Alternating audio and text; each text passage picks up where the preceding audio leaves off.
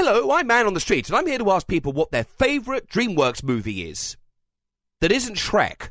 Yeah, what's your favourite DreamWorks movie? Oh, okay. Well, I'm gonna have to go with Shrek. No, not Shrek. Oh, okay. How about Shrek? No, not Shrek. Oh, I see. Shrek 2. No! What? Oh, I do love a good DreamWorks movie. Oh, what about that movie Up?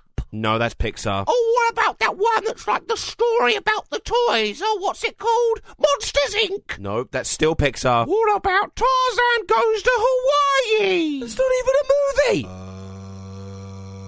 movie! How to Train Your... Yes? Shrek. I like Shrek. No! Yum, yum, yum, yum, yum, yum, yum, yum, yum, yum, yum, yum, yum, yum. What about Up? I like to touch people's skin. Thanks, that wasn't the question. Also Shrek. That's it, I quit! So when you think of DreamWorks, like the studio, what do you think of? Oh, Lord.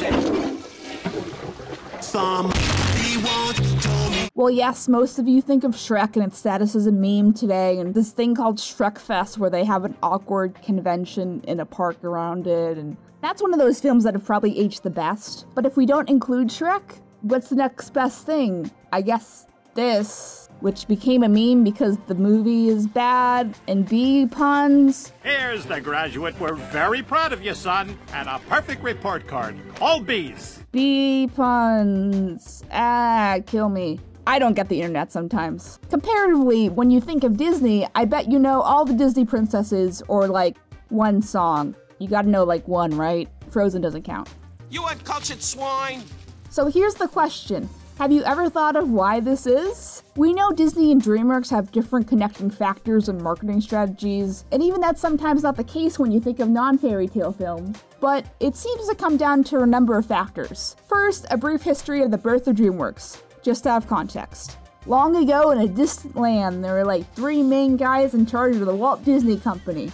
Michael Eisner, who did a pretty decent job up until the end there where he prioritized the parks and Treasure Planet died because of it. Frank Wells, and petty internet troll, no, not that one, Jeffrey Katzenberg. I don't know Jeffrey Katzenberg, by the way. I've heard alleged stories, so I don't know. Steven Spielberg likes him, so maybe I might be too hard on him. But comedy, so it's fine. So the story goes, when Frank Wells died in a freak helicopter crash, not only did Eisner have the hard task of dealing with the sudden death of Frank and how the company should react, but also Katzenberg requesting that he should be promoted in the wake of a technically open position. The split reportedly came because Michael Eisner, chairman of the Walt Disney Company, refused to promote Katzenberg to the #2 corporate job, left vacant by the death of President Frank Wells in April.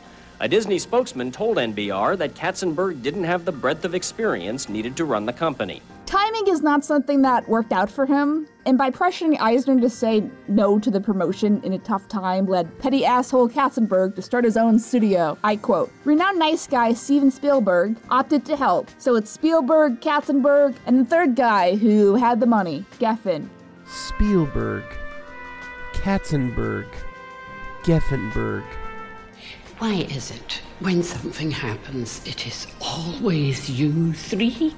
So let's go back at Disney real quick. One of the main marketing approaches is the general idea of the fairy tale, not dictating how to produce films and movies, but this having an influence on what's produced. Since a good chunk of the Disney animated canon is in this domain, having a generally indirect theme that is already publicly known and stapled into your brand has probably been one of Disney's smartest decisions. When you look a little more closely, the Disney brand has a lot of diversity, like the racist rabbit movie and the movie about the internet that hopefully won't age badly. But having people not only have a high expectation about who you are and what you sell, planted into their heads since they were out of the womb, cross-promoting these products with each other is generally pretty easy since a good chunk of them take place around a non-specific historical period of the past and follow a general set of rules and themes. Like magic is real. We can all market that in nice packages with princess-themed parties and toys and everything that we can physically put Elsa's face on, including real people. When we have an outlier in this theme branding, Disney can use their audience's expectations with their brand in order to involve curiosity and purposely juxtapositioning those expectations. I mean, sometimes they try to force these ideas when the metaphorical shoe doesn't fit, so having Cruella de Vil, a 20th century character in Once Upon a Time, is kinda weird, but having a whole brand based around the public's expectations of familiarity is both a blessing and a curse sometimes when things underperform. Black Cauldron. Why, you little... I got you! Disney. It's all just a low-grossing movie. Stop! He's already dead. In DreamWorks, we have Shrek. DreamWorks brands, due to being so independent from each other, between parodies that are not only in style, but in genre, having a much harder time in cross-promoting products with each other, and only can stay relevant in the public's eye for a set period of time. Even kind of well-liked franchises that cross over with each other seem kind of awkward sometimes. So this results in a dependence of the release schedule and what's new in order to base your marketing campaign on. No wonder you want to reboot Shrek.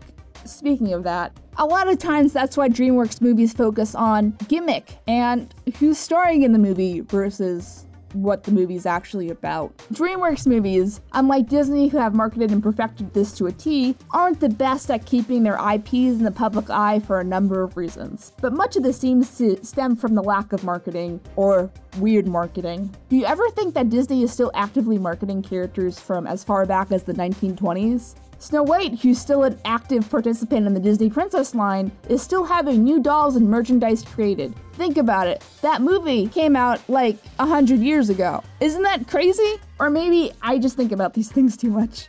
That's it. That's it. You hit the nail on the head. What IPs Disney decides to keep in the marketing largely depend on the movie's total gross, but has become flexible based on millennial nostalgia, which is honestly for the better. DreamWorks has Shrek. Is this getting old yet?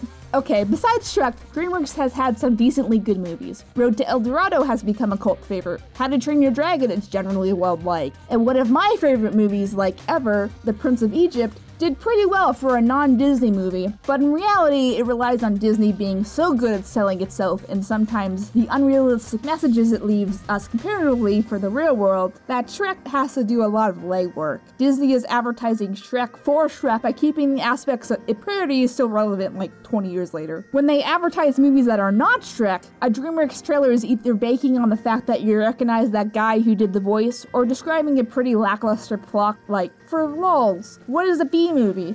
I don't know, man. He's mad at the humans because they sell honey and he takes them to court. Who's this movie made for?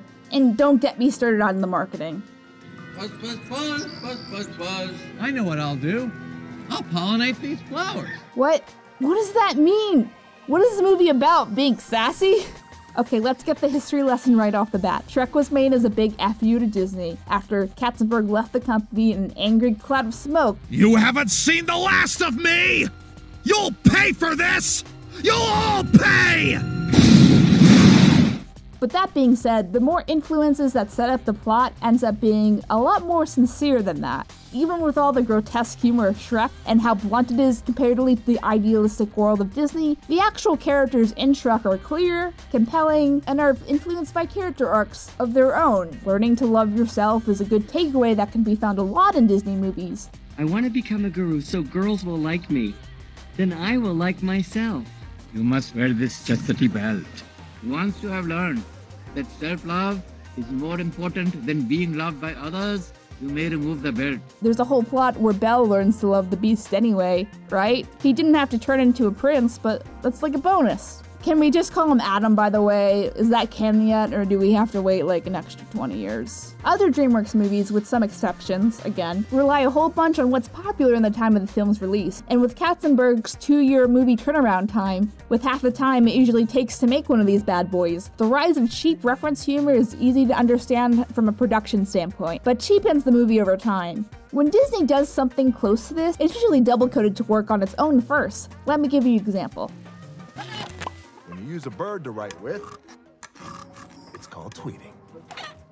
See, on a first viewing of this clip, there seems to be a reference to our favorite presidential platform, Twitter.com, right? But what if you're like an old grandma and don't know what Twitter is? Here, watch it again.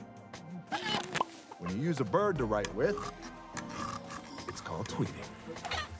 Your grandma will argue that the joke is that birds make tweeting sounds, right? You use the bird as a pen. Did you realize that? This instance is rare for a Disney film, I should add, but as Moana ages, for instance, that joke will still be funny regardless of how relevant Twitter is to its influence. So DreamWorks, on the other hand, will be more blunt with their pop culture jokes, in a way where it's the only way to get the material. When the jokes are based on outdated humor that might limit how the audience interprets and relates to these characters, then these characters itself are dependent on outdated references to be relevant themselves.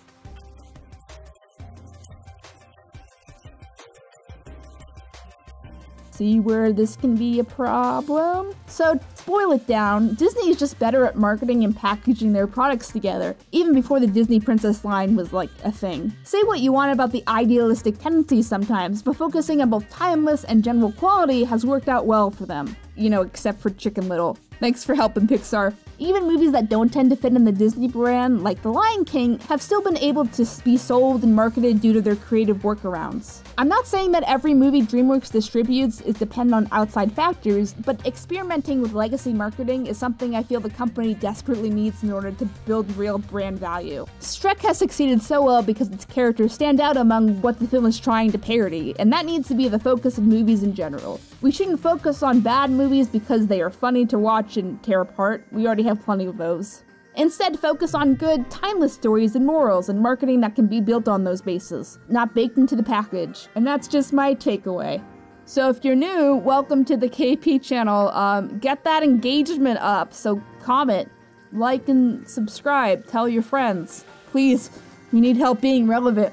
And make sure, you subscribe and notify. Thanks for coming to my TED Talk. And that's all, folks, except it's not time for the ending gag. Our bet is that, you know, it will be highly appealing and, as I said, unique.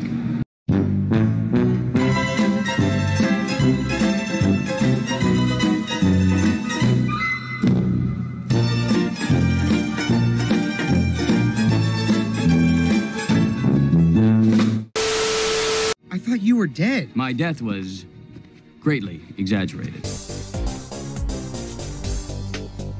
Hey everyone, thanks so much for watching. If you like what you saw, please remember to leave a comment and share this with a friend or 2 or 5.